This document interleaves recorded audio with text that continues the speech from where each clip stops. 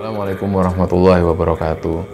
Sobat Kembara Sunyi dimanapun teman-teman berada, pada kesempatan kali ini saya akan bercerita tentang pengalaman yang dialami oleh Sobat Kembara yang bernama Heru Survival. Teman-teman mungkin sudah tahu tentang Bang Heru Survival.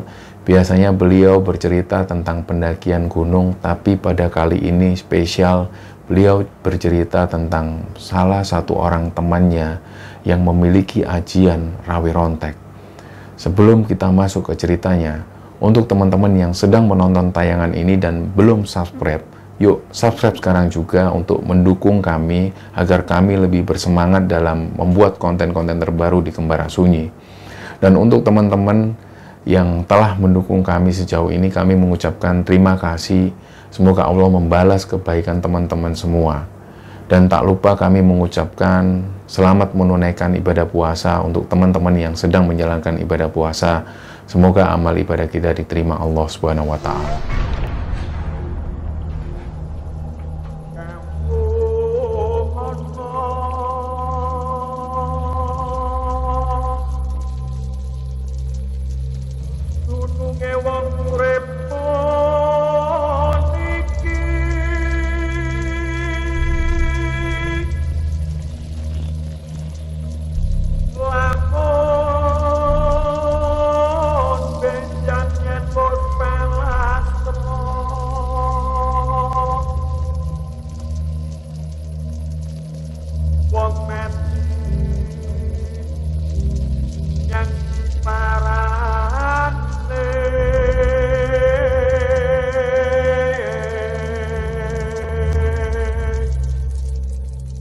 Jadi mungkin beberapa teman-teman sudah ada yang mendengar tentang ajian Rawi Rontek.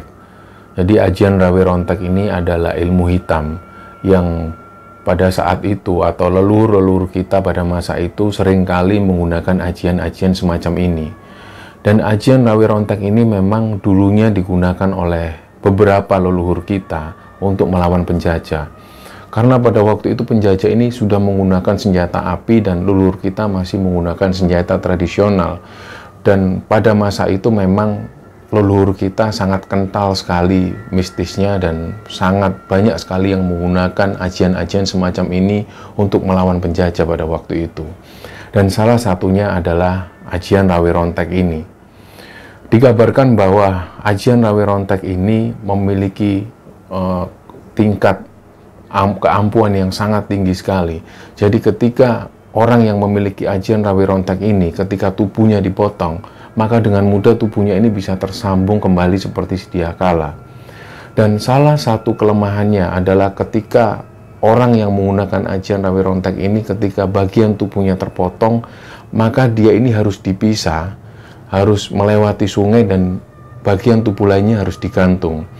Karena ketika tidak digantung, maka bagian tubuh ini bisa tersambung sedia kala dan orang ini akan hidup kembali seperti biasa. Percaya atau tidak, leluhur kita, beberapa leluhur kita memang menggunakan ajian ini untuk kekebalan.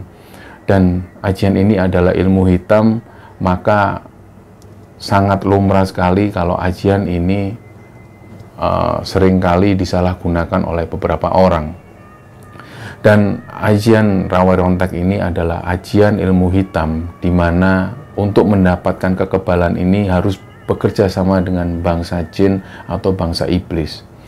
Nah, kisah ini dibagikan oleh Sobat Kembara yang bernama Heru Survival. Kita tahu bahwa Bang Heru seringkali menjadi narasumber di beberapa YouTube channel di konten-konten horor. Dan salah satu cerita Bang Heru juga pernah saya ceritakan tentang pendakian beliau di Gunung Merapi. Tapi pada waktu kali ini, Bang Heru bercerita tentang ajian Rawi Rontek yang dimiliki oleh salah satu temannya. Awal mulanya pada waktu itu, Heru satu SMP dengan satu orang temannya yang bernama Bimo. Jadi Heru bercerita bahwa Bimo ini mempunyai satu karisma, di mana pada waktu itu Bimo memiliki badan yang tegap dan cenderung hitam. Jadi pada waktu itu Bimo sering kali dijadikan tenaga keamanan. Ketika ada acara sekolah, Bimo ini selalu diunggulkan untuk menjadi tenaga keamanan karena badan Bimo yang tegap dan hitam. Apalagi Bimo ini terkenal dengan aktivitasnya sebagai seorang atlet karate. Dan beberapa kali, seringkali Bimo ini memenangkan juara-juara atau perlombaan karate. Singkat cerita, Heru dan Bimo ini berteman dan kemudian pada satu acara perpisahan SMP, mereka mengadakan satu acara di sebuah cottage yang ada di Ancol. Pada malam itu ketika acara sedang berlangsung, mereka asik ngobrol dan bercanda satu sama lain. Nggak lama setelah itu, ada satu orang cewek, teman dari Heru ini yang kesurupan. Dia ini teriak-teriak dengan sendirinya dan semua orang panik, terutama guru-guru semua panik dan semua mencoba untuk menenangkan cewek ini. Tapi cewek ini terus kesurupan dan berteriak-teriak. Dan pada waktu itu semua melingkari cewek ini, tapi cewek ini masih terus berteriak dan matanya melotot kemana-mana. Dan gak lama setelah itu, salah satu teman Heru ini yang namanya Bimo tiba-tiba masuk dalam kerumunan dan seperti membacakan sesuatu. Mulutnya berkomat-kamit, kemudian Bimo ini minum air dan disemburkan air ini ke wajah cewek yang kesurupan itu. Dan gak lama kemudian, cewek yang semula kesurupan teriak-teriak tiba-tiba lemes dengan sendirinya. Waktu itu semua guru-guru ini melihat, Bimo ini kok bisa menyembuhkan orang yang kesurupan. Padahal sebelum-sebelumnya banyak guru-guru ini yang coba menyembuhkan cewek yang kesurupan ini tapi nggak bisa. Tapi pada waktu itu tiba-tiba Bimo ini datang dan membacakan sesuatu, tiba-tiba minum air dan menyemburkan air itu ke wajah orang yang kesurupan. Tiba-tiba cewek ini sadar seperti semula. Nah, pada waktu itu semua ini ngomongin tentang Bimo. Bimo kok bisa seperti itu? Dan terutama Heru ini juga heran, kok Bimo bisa seperti itu ya? Akhirnya tanyalah semua. Jadi pada waktu itu orang-orang berkumpul ke arah Bimo. Bim, kamu kok bisa menyembuhkan orang kesurupan? Pada waktu itu Bimo dengan santainya bilang, itu udah biasa lah, ntar tak ceritain. Bim, ajarin Bim. Udahlah, itu udah biasa lah, aku udah bisa dari dulu. Bimo bilang seperti itu. Nggak lama kemudian setelah kejadian kesurupan itu, mereka kembali senang-senang, mereka kembali bercanda-canda dan ada yang nyanyi-nyanyi di pinggir pantai. Dan pada waktu itu, Heru ini melihat Bimo berjalan sendirian menuju bibir pantai. Jadi di tengah kegelapan, pada waktu itu Bimo jalan di bibir pantai dan dia seorang diri. Dan gak lama kemudian ada perempuan dengan baju merah yang wajahnya cantik sekali. Dia ini mendekati Bimo dan Bimo seolah ngobrol dengan perempuan ini. Tapi pada waktu itu nggak ada yang melihat. Dan Heru melihat persis Bimo ini sendirian di bibir pantai itu ngobrol dengan cewek ini. Nggak lama kemudian ketika Bimo kembali, Heru ini tanya ke Bimo, Bim, kenalin Pon, cewek yang baju merah itu, kenalin aku dong. Kok kayaknya cantik banget, kamu kayaknya akrab gitu. Nah, ketika Heru ngomong seperti itu, Bimo ini kaget, loh Her, kamu kok bisa lihat cewek baju merah itu? Lah, kan iya, memang jelas sekali kamu lagi ngobrol sama cewek baju merah di pinggir pantai. Her, tak bilangin sesuatu. Jadi Bimo bilang ke Heru, kamu tahu nggak cewek baju merah itu siapa? Nggak tahu, kan kamu yang kenal. Itu bukan manusia, itu dari bangsa jin. Waktu itu Heru juga kaget, loh, kok aku bisa lihat, Bim? Makanya aku sendiri juga heran kenapa kamu bisa lihat. Harusnya nggak ada yang bisa lihat. Dan cewek ini memang lagi ngobrol sesuatu sama aku. Nah, kejadian itu pun berlalu. Pada waktu itu, Heru sekolah di SMA yang berbeda dengan Bimo. Dan kabarnya Bimo ini sekolah di salah satu SMA di Jawa Timur. Pada waktu itu juga, Heru dan Bimo ini hilang kontak dan mereka nggak ketemu selama 3 tahun. Sampai kemudian Heru ini lulus SMA dan Heru mulai aktif di kegiatan alam bebas. Jadi di kampusnya Heru ini aktif di kegiatan mapala dan sering kali naik gunung, juga sering kali camping dan melakukan panjat tebing dan lain-lain.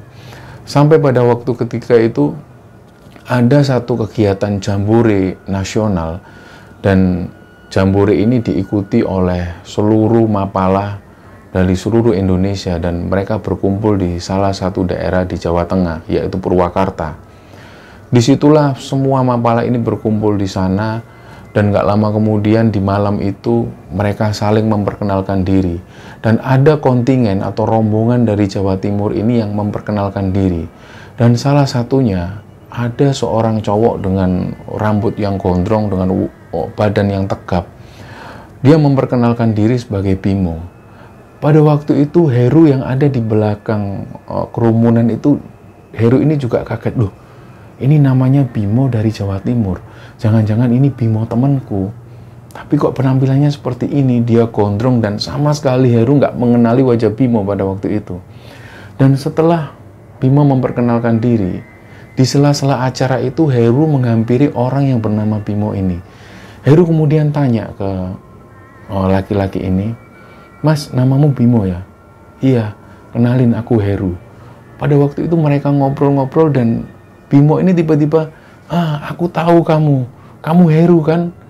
Kamu sekolah di SMP itu kan? Loh, berarti kamu ini Bimo." "Iya." Pada waktu itu mereka berangkulan saling melepas kangen satu sama lain.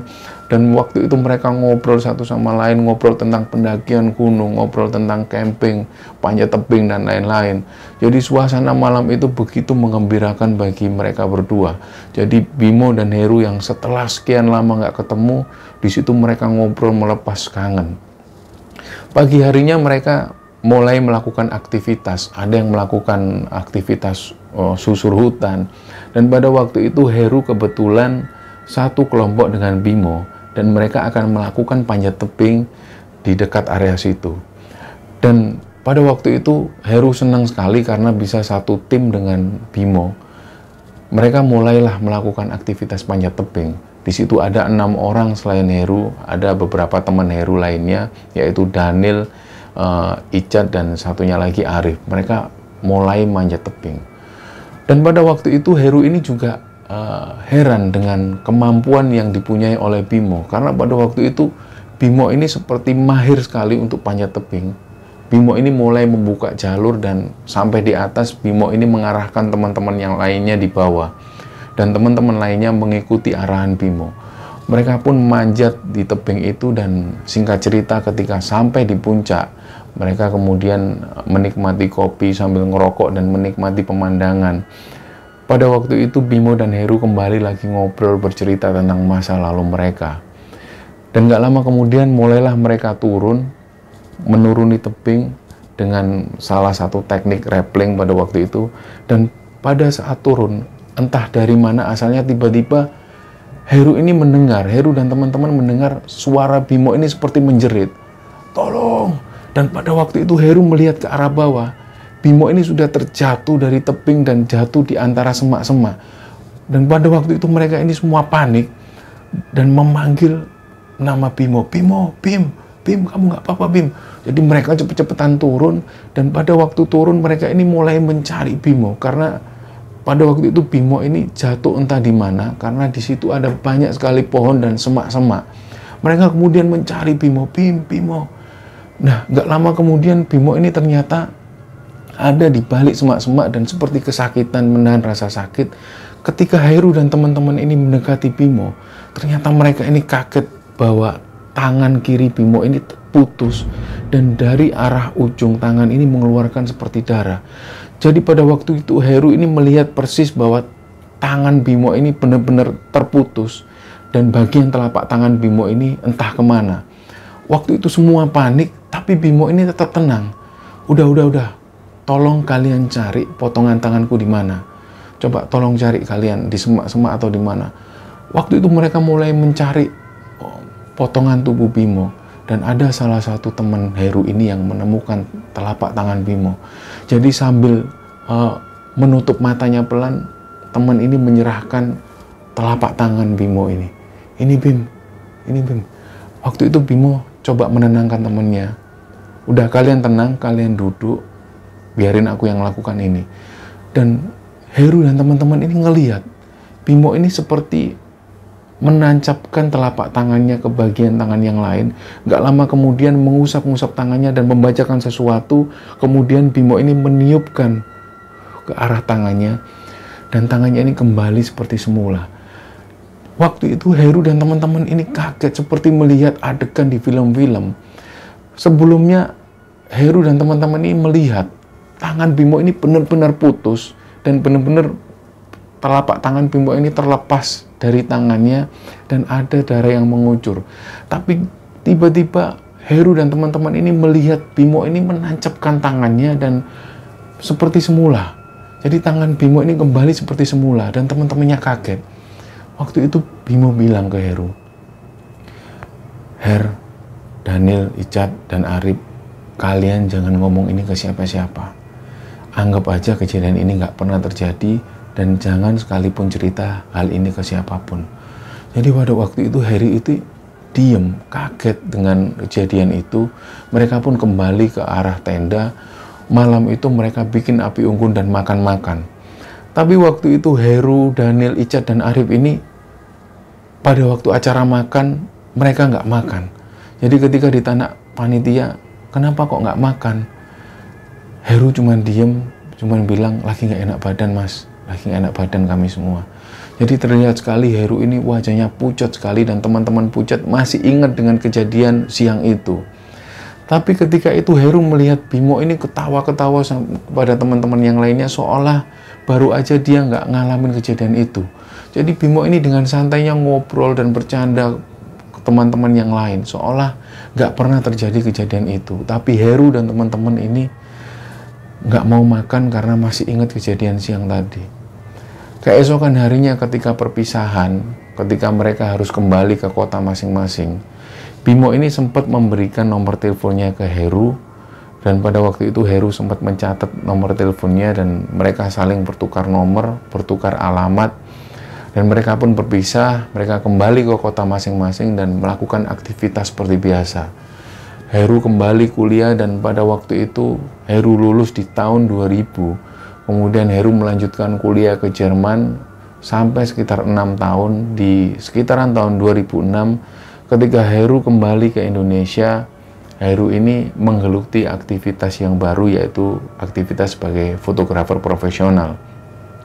Jadi Heru melakukan aktivitas-aktivitas foto dan seringkali terlibat dengan manajemen artis. Jadi seringkali Heru ini terlibat pemotretan foto-foto artis.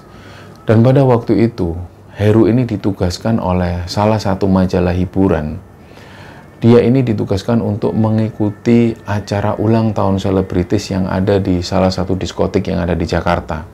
Jadi malam itu ramai sekali dan banyak sekali berdatangan artis-artis, dan nggak tahu kenapa tiba-tiba di tengah acara, di sekitar jam 1:30 malam, tiba-tiba ada satu keributan. Di situ ada pertengkaran yang terjadi dan sampai ada orang yang mengeluarkan senjata tajamnya.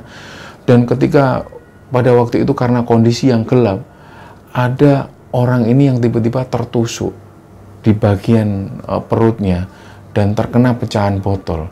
Dan pada waktu itu pihak keamanan mulai mengamankan area yang ada di situ, dan lampu diskotik ini mulai dinyalakan.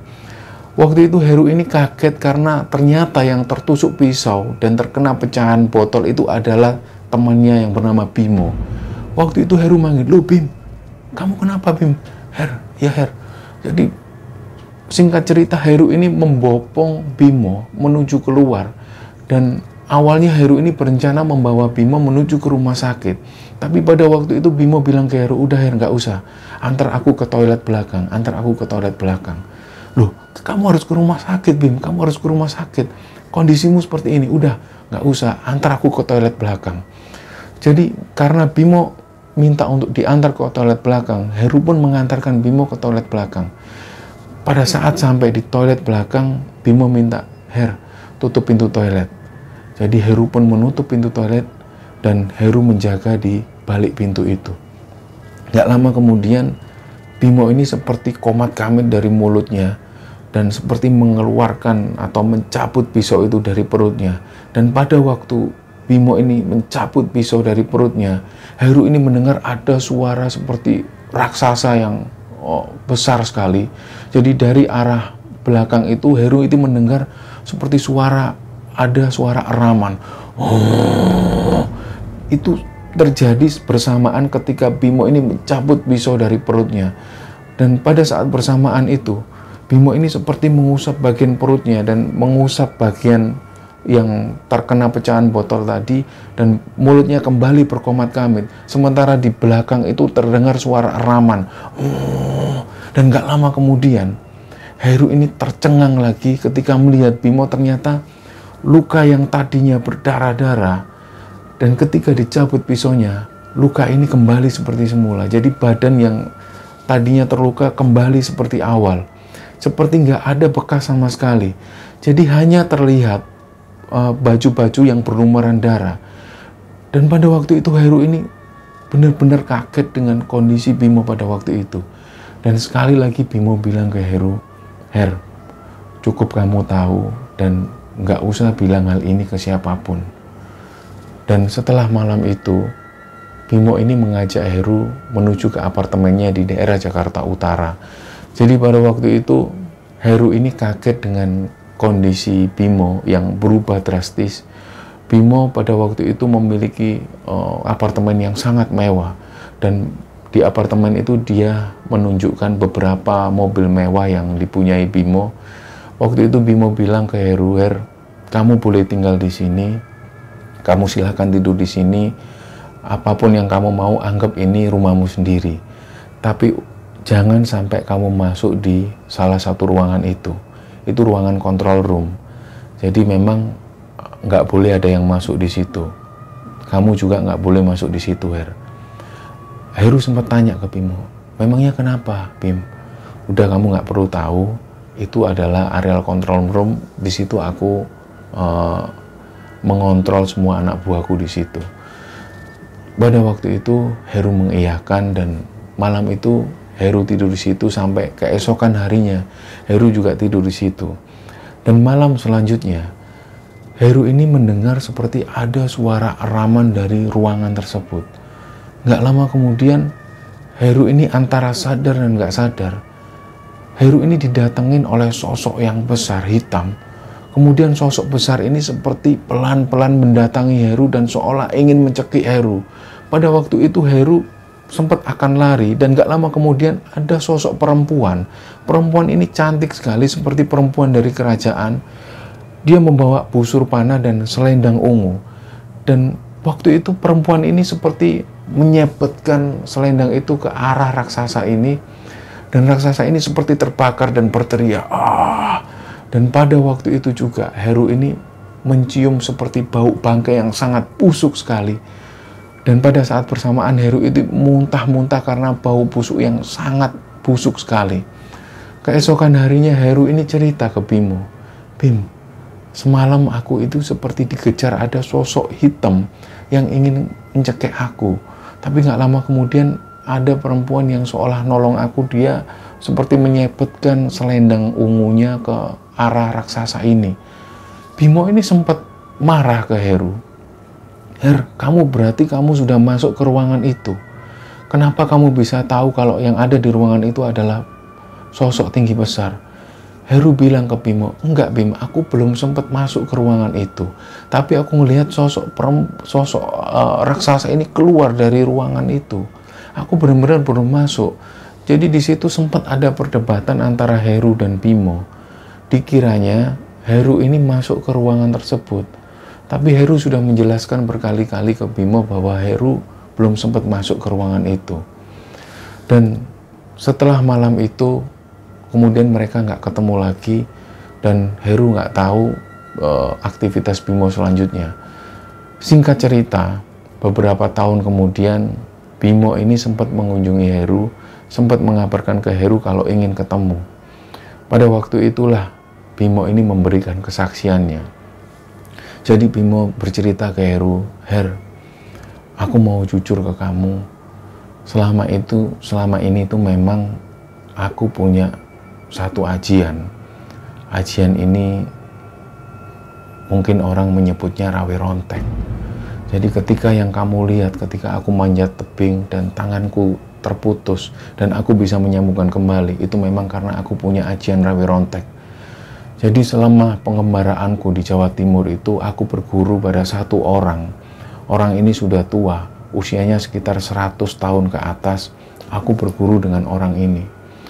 Dan singkat cerita, kakek-kakek ini seperti mewarisi ilmunya ke aku, dan setelah itu aku seperti punya ajian yang kebal. Jadi ketika aku dibacok, aku dibunuh oleh orang, asalkan tubuhku ini masih bisa aku temukan, aku bisa kembali seperti semula. Waktu itu Heru cuman melongo dengan cerita Bimo, seolah nggak percaya dan seperti seolah Heru ini mendengar seperti cerita-cerita silat di film-film. Heru itu sempat tanya ke Bimo, "Kamu serius, Bim? Bisa seperti itu?" "Iya, seperti yang kamu lihat waktu di diskotik itu, aku ada pisau yang menancap di perutku dan tak cabut. Ternyata badanku kembali seperti semula." Heru semakin percaya bahwa, wah, Bimo ini benar-benar punya ilmu ajian rawe rontek. Antara percaya nggak percaya, tapi Heru menyaksikan sendiri kalau temannya ini punya ajian itu. Gak lama kemudian Bimo ini melanjutkan ceritanya. "Tapi Her, selama aku mempunyai ilmu itu, keluargaku itu menjadi berantakan. Istriku lari atau selingkuh dengan sahabatku sendiri.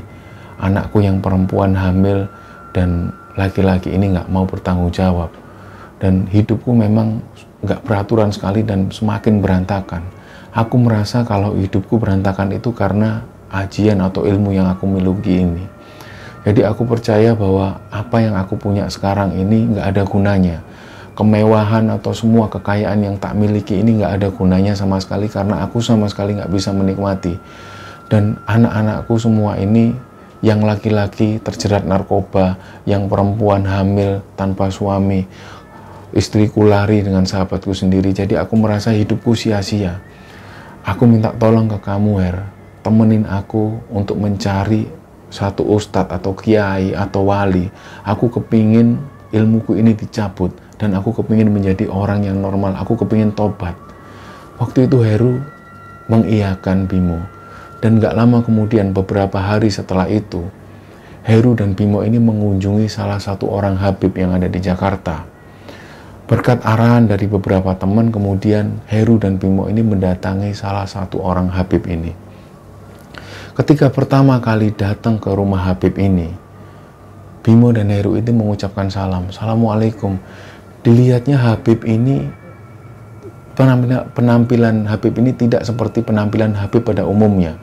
Jadi penampilan Habib ini ada yang menggunakan sorban, menggunakan jubah putih. Tapi pada waktu itu Habib ini pakai baju seperti militer. Dan tiba-tiba Habib ini tidak mengucapkan salam. Jadi tidak menjawab salam dari Heru dan Bimo. Dan tiba-tiba Habib ini melemparkan asbak ke arah Bimo.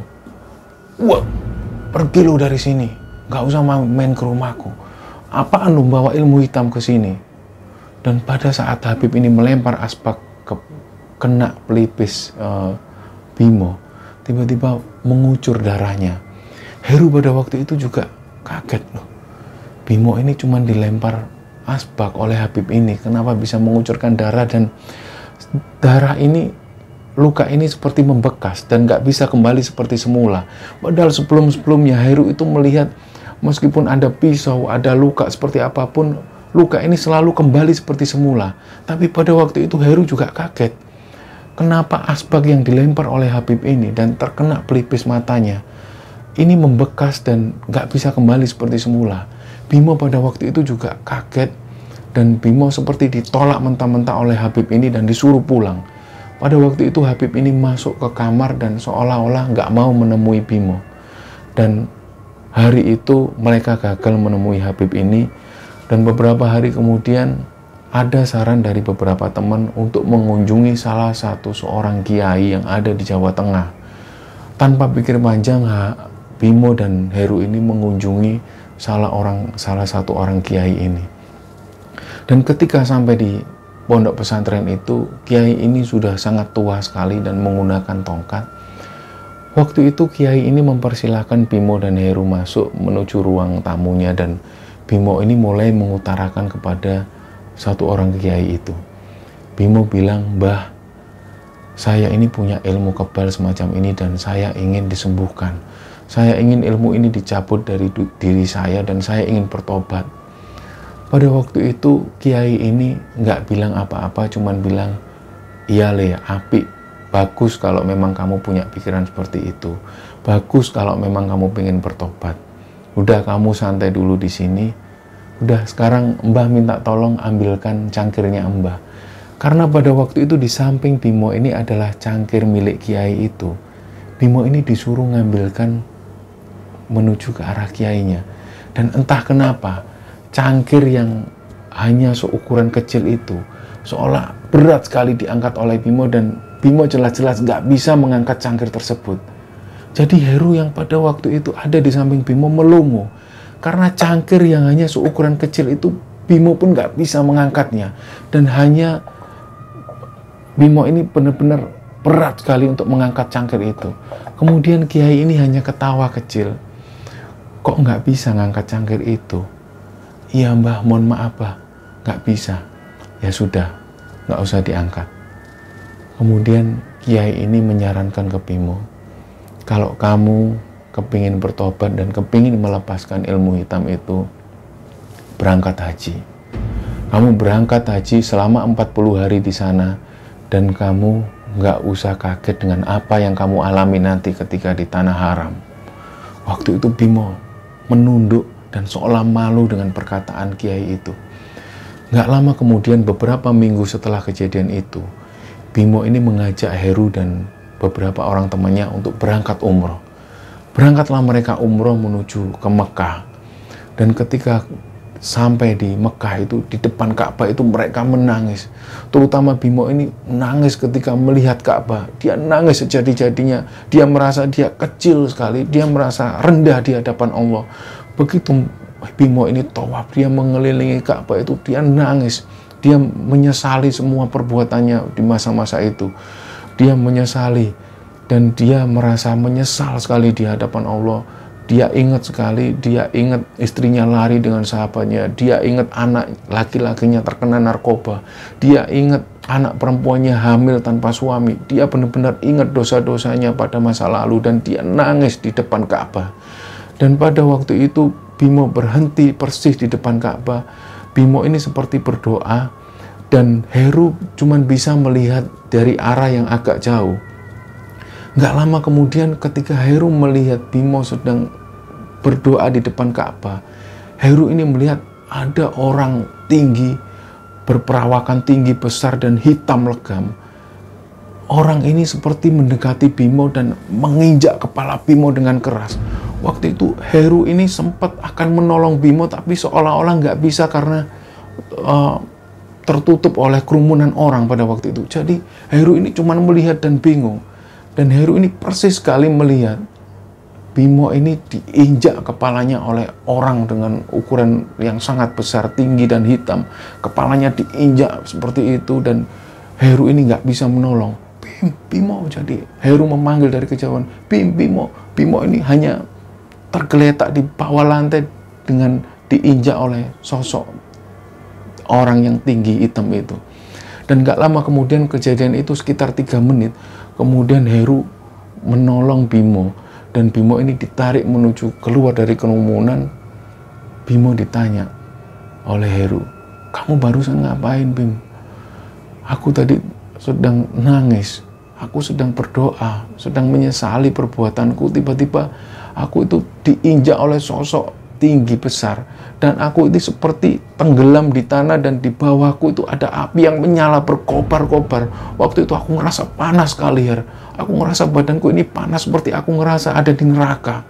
Waktu itu aku benar-benar gak bisa ngapa-ngapain, Her. Aku benar-benar takut, Her, dengan siksa neraka, Her. Pada waktu itu Bimo benar-benar menyesali perbuatannya di depan Ka'bah. Dan Bimo ingat dengan pesan Kiai pada waktu itu di Jawa Tengah. Kiai itu pernah berpesan, ketika kamu melaksanakan ibadah umroh atau haji di tanah Mekah, kamu nggak perlu kaget dengan apa yang kamu alami nanti. Jadi benar-benar yang dialami Bimo itu di luar nalarnya. Dia benar-benar mengalami kejadian yang aneh sekali, seperti dia diinjak masuk ke dalam bumi dan di bawahnya ada api yang berkobar-kobar. Dan setelah kejadian itu, sampai kejadian ini, sampai kisah ini diturunkan, diceritakan dan dikirimkan oleh Bang Heru, Bimo ini sudah bertobat dan usianya sama dengan Bang Heru di usia 48 tahun. Bang Heru bercerita bahwa Bimo sekarang nggak lepas dari sholat 5 waktu. Dia benar-benar menjaga sholat 5 waktu dan dia benar-benar bertobat. Dan di tahun kemarin sebenarnya Bimo akan melaksanakan atau naik haji, tapi karena kondisi pandemi dia gagal naik haji. Dan insya Allah tahun ini kalau ada kesempatan Bimo akan naik haji. Dan Bang Heru meminta doa kepada kita semua agar Bimo ini ditetapkan hatinya untuk istiqomah, untuk bertobat dan meminta ampun kepada Allah. Bang Heru meminta tolong ke kita semua agar berdoa bersama-sama untuk mendoakan Bimo ini, teman Bang Heru, agar tetap istiqomah di jalannya Allah. Cerita ini mungkin agak sedikit menghayal, seperti kisah-kisah yang tubuh terpisah dari badannya dan bisa kembali. Tapi kisah ini benar-benar nyata dan benar-benar dialami oleh Bimo. Dan Bang Heru bercerita kejadian ini dilihat sendiri oleh Heru, dilihat sendiri oleh Bang Heru di depan matanya. Dan banyak sekali ilmu hitam ini yang masih dimiliki oleh orang-orang di masa modern ini untuk digunakan dengan berbagai alasan, dengan berbagai motivasi yang lain-lain. Dan banyak sekali orang-orang yang menyalahgunakan ilmu ini untuk berbagai penyimpangan-penyimpangan. Dan inilah cerita yang bisa kami bagikan tentang ajian ilmu hitam Rawi Rontek. Apapun yang kita lakukan, bersekongkolan dengan jin ini akan dibalas di dunia, bahkan di akhirat nanti. Dan sebelum terlambat, sosok Bimo ini sudah menemukan jalan taubatnya, dan semoga kita berdoa bersama bahwa semoga Bimo ini tetap istiqomah di jalannya. Semoga kisah ini bisa diambil hikmah dan bisa diambil pelajaran oleh teman-teman semua. Mohon maaf kalau ada salah-salah kata. Terima kasih. Wassalamualaikum warahmatullahi wabarakatuh.